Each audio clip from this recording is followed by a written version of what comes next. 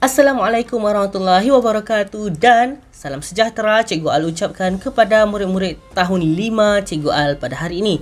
Jadi hari ini kita akan belajar sejarah tahun 5 unit 6 iaitu ke arah menuntut kemerdekaan. Pembelajaran ini merupakan pembelajaran sambungan daripada video yang sebelum ini. Jadi mari kita belajar. Objektif pembelajaran yang kita akan capai pada akhir pembelajaran yang pertama iaitu menyatakan usaha-usaha ke arah kemerdekaan. Yang kedua, kamu akan dapat menerangkan detik-detik pengisytiharaan kemerdekaan. Sebelum kita memulakan pembelajaran kita pada hari ini, mari kita imbas kembali pejuang-pejuang kemerdekaan yang telah bersusah payah berusaha bersungguh-sungguh untuk mencapai kemerdekaan negara kita. Baiklah, kita tengok mereka ini siapa? Murid-murid masih ingat dalam pembelajaran yang lepas kita telah mengenali mereka dan telah mempelajari mereka sebelum ini. Kita ada Tunku Abdul Rahman, Tunku Abdul Razak, Datuk On Jaafar, Tun Tan Sien Lock, Tun VT Sambatan dan yang lain-lain. Kamu boleh dapatkan video cikgu yang sebelum ini untuk mengetahui 15 tokoh kemerdekaan ini. Sekarang kita lihat yang pertama ini, garis masa proses mencapai kemerdekaan. Murid-murid tahu bagaimana mencapai kemerdekaan negara? Apa dia? Jom kita lihat. Ini bermula pada tahun 1942 hingga 1945 di mana negara kita telah dijajah oleh pihak Jepun dan berlakunya pendudukan Jepun di tanah Melayu. Apabila Jepun telah menyerah kalah pada tahun 1945, British telah kembali ke tanah Melayu dan telah menjajah tanah Melayu dengan memperkenalkan ini dia iaitu Malayan Union pada tahun 1946 hingga 1948. Seterusnya, pada tahun 1948 murid-murid telah berlakunya ancaman komunis. Apabila Jepun datang ke negara kita, menjajah negara kita, dia telah membangkitkan semangat nasionalisme dalam kalangan rakyat di tanah Melayu pada masa tersebut. Jadi muncullah parti-parti politik. Seterusnya pada tahun 1955 telah diadakan pilihan raya Majlis Perundangan Persekutuan. Pada tahun 1956 berlakunya rundingan London dan akhirnya negara kita telah mencapai kemerdekaan pada tahun 1957 yang ini merupakan garis masa proses mencapai kemerdekaan. Jom kita lihat satu persatu. Yang pertama ini adalah pendudukan Jepun iaitu pada 1942 hingga 1945. Murid-murid dapat lihat dalam gambar rajah ini menunjukkan terdapatnya tentera Jepun sampai dan menjajah tanah Melayu. Pendudukan Jepun ini telah menyebabkan banyak kesengsaraan dalam kalangan rakyat di tanah Melayu. Jadi, apakah yang dilakukan oleh pemimpin tempatan? Cikgu akan bagi tahu kamu, ini dia. Pemimpin tempatan telah bangkit dan menggerakkan perjuangan untuk mendapatkan kemerdekaan tanah Melayu. Apabila Jepun telah menyerah kalah, British telah datang semula ke tanah Melayu dan menjajah tanah Melayu dengan memperkenalkan Malayan Union pada tahun 1946 hingga 1948. Apakah itu Malayan Union? Boleh tahu? Mari kita lihat apakah itu Malayan Union. Malayan Union ini merupakan satu bentuk penjajahan baharu yang menghapuskan kuasa Raja-Raja Melayu dan hak istimewa orang Melayu. Sebab itulah orang-orang Melayu pada zaman tersebut telah bangkit menentang Malayan Union ini. Orang Melayu yang dipimpin oleh siapa pada masa itu? Murid-murid kenal? Bijak murid-murid, yang kita tahu ini merupakan Datuk Onn Jaafar, di mana Datuk Onn Jaafar telah memimpin orang-orang Melayu untuk bangkit menentang Malayan Union. Jadi, apakah kesannya murid-murid? Kesannya, Malayan Union ini telah digantikan dengan Persekutuan Tanah Melayu pada tahun 1948. Hal ini bermaksud Malayan Union ini telah dihapuskan. Seterusnya kita lihat pula apakah yang berlaku pada tahun 1948. Mari kita lihat dulu di sini. Gambar rajah ini berlakunya ancaman komunis, di mana Parti Komunis Malaya iaitu PKM telah melakukan kezaliman seperti membunuh, memusnahkan lombong biji timah dan ladang getah. Dia telah bakar ladang tanah getah. Apakah kesan daripada keganasan komunis ini, murid-murid? Ya, betul. Keganasan komunis ini telah mengakibatkan darurat dan diisytiharkan di seluruh negara pada tahun 1948. Murid-murid tahu siapakah yang mengisytiharkan darurat ini? Yang telah mengisytiharkan darurat ini pada masa tersebut adalah pihak British. Mesti murid-murid tertanya-tanya tentang apakah perbezaan antara darurat pada zaman dahulu dan darurat pada tahun ini, iaitu pada tahun 2021.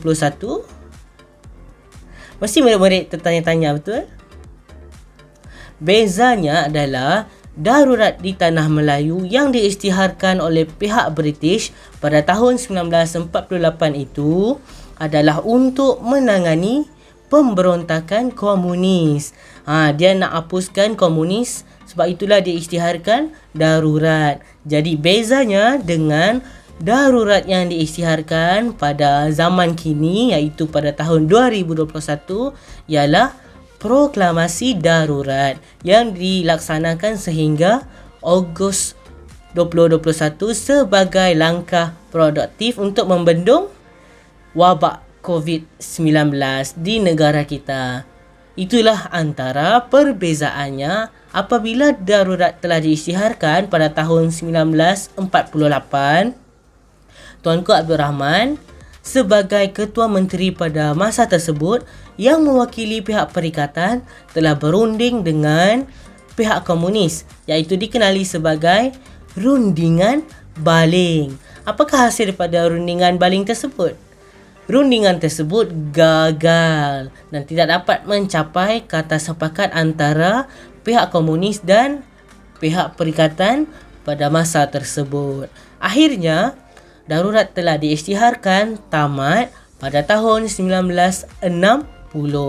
Baiklah, seterusnya kita lihat pula kemunculan parti-parti politik pada tahun 1945 hingga 1951. Kalau murid-murid tengok di sini dalam gambar rajah, ini merupakan bendera parti politik mana? Ini merupakan bendera Parti Perikatan. Baiklah, kita lihat parti yang pertama pada tahun 1945 telah munculnya Parti Kebangsaan Melayu Malaya, iaitu PKMM. Pada tahun 1946 pula telah wujudnya Parti UMNO, iaitu United Malays National Organisation, iaitu UMNO pada tahun 1946. Selain itu telah wujudnya parti lain, iaitu Malayan Indian Congress ataupun MIC pada tahun yang sama. Seterusnya, pada tahun 1948, bendera hijau ini iaitu Hizbul Muslimin pada tahun 1948. Pada tahun 1949 pula wujudnya Malayan Chinese Congress ataupun MCA. Seterusnya pada tahun 1951 wujudnya Parti Islam Semalaya ataupun PAS. Kalau kita lihat di sini, manakah Parti Perikatan? Parti mana yang melibatkan diri dalam parti perikatan, iaitu UMNO, MIC dan MCA. Kita lihat pula pilihan raya Majlis Perundangan Persekutuan, di mana parti perikatan yang dianggotai oleh UMNO, MCA dan MIC telah ditubuhkan. Apakah tujuannya? Tujuannya adalah untuk menghadapi pilihan raya seperti dalam gambar rajah ini. Dalam gambar rajah ini menunjukkan proses pilihan raya yang berlaku.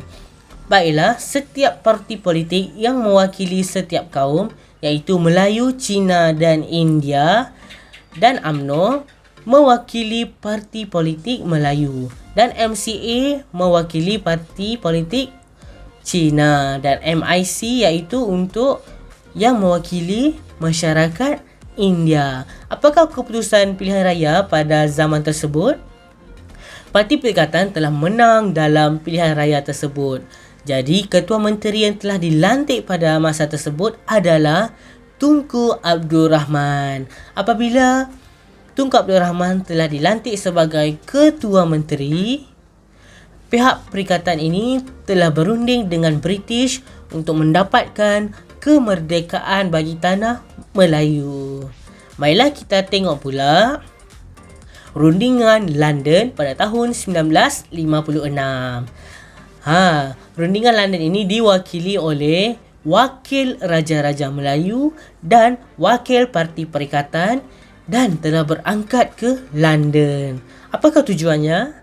Tujuannya adalah untuk berunding dengan British berkaitan dengan kemerdekaan. Siapakah wakil pihak British yang telah menjadi wakil untuk berunding dengan Tunku Abdul Rahman? Adakah murid-murid tahu? Ini dia, iaitu dalam rajah ini, iaitu beliau adalah Lord Allen Lennox Boyd. Seterusnya, murid-murid tahu siapakah ahli rombongan yang terlibat? Ini dia, iaitu 4 orang wakil Raja-Raja Melayu dan 4 orang wakil Parti Perikatan. Di mana ini dia antara 4 orang wakil Raja Melayu, iaitu Datuk Abdul Wahab Tuh Muda Abdul Aziz yang dikenali sebagai Datuk Panglima Bukit Gantang. Di manakah ia? Kita dah kenal beliau bukan? Pada video yang lepas, iaitu dari negeri Perak. Yang kedua iaitu Abdul Aziz Abdul Majid. Ketiga, Datuk Muhammad Seth. Yang keempat, Datuk Ni Ahmad Kamil. Siapakah 4 orang daripada wakil Parti Perikatan pula? Kita lihat yang pertama, Tunku Abdul Rahman, Datuk Abdul Razak, Dr. Ismail dan Kolonel H.H. Lee. Apakah hasil rundingan tersebut? Termeterailah Perjanjian Kemerdekaan Persekutuan Tanah Melayu yang dikenali sebagai Perjanjian London. Seterusnya, perjanjian ini telah memutuskan tarikh keramat iaitu 31 Ogos 1957 sebagai tarikh kemerdekaan bagi Persekutuan Tanah Melayu. Sekarang kita akan lihat pula pengumuman kemerdekaan di mana pada 16 Februari 1956 rombongan kemerdekaan ini telah kembali ke Tanah Melayu. Kamu lihat di situ Tunku Abdul Rahman melambai ke arah rakyat di lapangan terbang. Pada 20 Februari 1956, rombongan kemerdekaan ini telah tiba di lapangan terbang Batu Berendam, Melaka. Tunku Abdul Rahman telah mengumumkan Tanah Melayu akan mencapai kemerdekaan pada 31 Ogos 1957. Nampak tak betapa meriahnya rombongan kemerdekaan ini yang disambut oleh rakyat Tanah Melayu. Baiklah, kita lihat pula detik-detik kemerdekaan negara kita. Pada 30 Ogos 1957, murid-murid tahu pada pukul 6.30 petang di Padang Bandar Hilir, Melaka, bendera Union Jack telah diturunkan sebagai simbolik ataupun sebagai tanda yang menandakan berakhirnya penjajahan British di tanah Melayu pada waktu itu. Pada tarikh yang sama, 30 Ogos 1957, tepat jam 12 malam di Kuala Lumpur, bendera Union Jack telah diturunkan. Selepas itu, bendera Persekutuan Tanah Melayu dinaikkan tepat jam 12.01 malam. Hal ini menunjukkan bahawa Tanah Melayu telah merdeka pada 31 Ogos 1957. Seterusnya, kita lihat pula pemasyhuran kemerdekaan, iaitu upacara pengisytiharaan kemerdekaan Tanah Melayu. Ini telah disempurnakan oleh Tunku Abdul Rahman pada 31 Ogos 1957. Di mana ya? Di Stadium Merdeka Kuala Lumpur. Apakah itu Commonwealth? Commonwealth ini merupakan negara-negara yang telah dijajah oleh British. Seterusnya, Tunku Abdul Rahman telah melaungkan upacara pengisytiharaan kemerdekaan, iaitu merdeka sebanyak 7 kali. Laungan kemerdekaan. Dalam masa yang sama, bendera Persekutuan Tanah Melayu telah dinaikkan dengan diiringi lagu kebangsaan, iaitu lagu Negaraku. Baiklah murid-murid, sampai di sini saja pengajaran dan pembelajaran kita pada hari ini. Cikgu Al percaya bahawa murid-murid semua boleh memahami apa yang disampaikan oleh Cikgu Al sebentar tadi. Sehingga bertemu kembali, kita berjumpa lagi pada masa yang akan datang. Assalamualaikum dan bye.